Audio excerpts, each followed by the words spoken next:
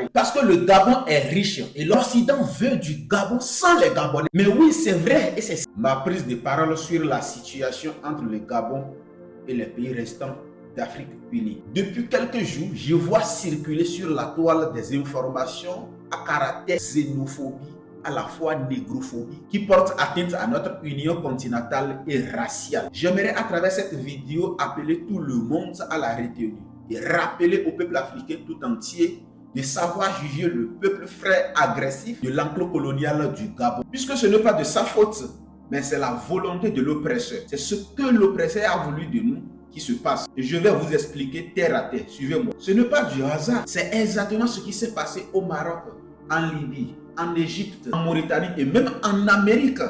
Pour ne pas citer le cas de l'Afrique du Sud actuellement, selon les preuves sur le numérique.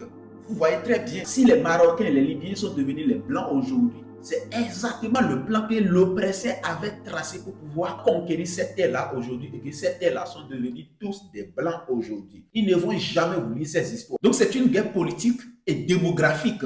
Et il est très important de savoir que c'est toute l'Afrique qui en subit cela actuellement. C'est un plan de guerre bien défini depuis des décennies. C'est ce que vous devez savoir. Et il est nécessaire aussi que les autorités africaines comprennent cela s'ils ne sont pas encore informés. Et pour réussir cette guerre, on vient vous convertir d'avance à travers les religions. Raison pour laquelle vous ne pouvez pas me montrer un seul président africain qui n'est pas religieux. Il faut d'abord être religieux avant d'être accepté par le système. Cela fait partie des règles du jeu. Et je défie quiconque, je dis bien. Et convertir quelqu'un veut dire quoi? Convertir d'abord, donner son âme. C'est-à-dire, quelqu'un vient te caresser, te mentir, te chouchouter jusqu'au point où tu te donnes, tu te confies, tu lui donnes ton âme avec ton cerveau tout entier. C'est ça converti. Et lorsqu'il a accès à ces deux choses en toi, il devient le propriétaire et c'est lui qui décide désormais de comment et de quand tu dois agir. Et c'est exactement ce qui se passe au Gabon. Sinon, vous pensez que si le président gabonais, en l'occurrence de son peuple, avait les âmes en place,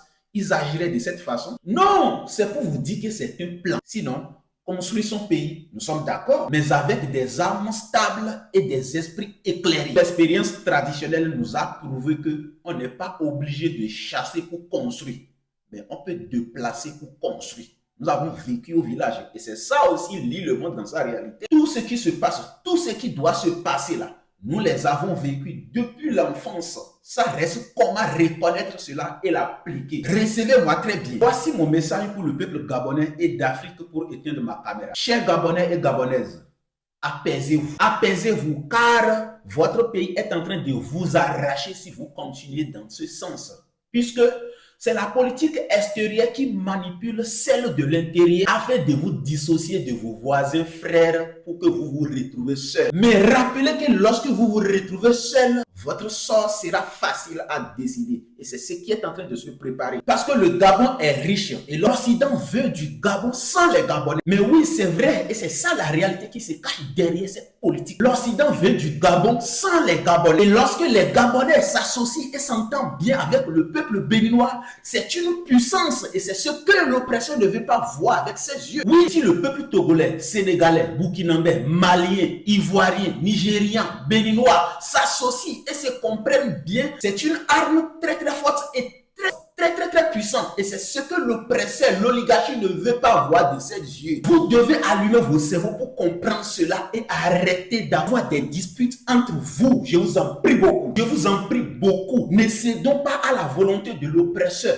Ils font tout. Ils planifient tout pour que chaque pays se retrouve seul. Ils ont essayé cela à travers les plans frontaliers, religieux, politiques, gouvernemental, etc. Mais comme tous ces plans ne marchent toujours pas, parce qu'il y a un sang ancestral qui nous réunit tous, malgré tous les plans, nous nous retrouvons unis toujours là. Ils continuent toujours de tracer les plans pour nous voir diviser. Donc ne cédons pas à ces manipulations. Alors, gloire à cette bénédiction de nos ancêtres. Que cette bénédiction persiste et continue toujours de nous animer pour que nous nous retrouvons toujours unis, quelles que soient les circonstances et le plan de l'ennemi. Je vous aime. Alors, à Zekbetekani, Nsaofio, à Hofio, Nunya Ofio, unité, dignité, courage, Gakbo Zouzou.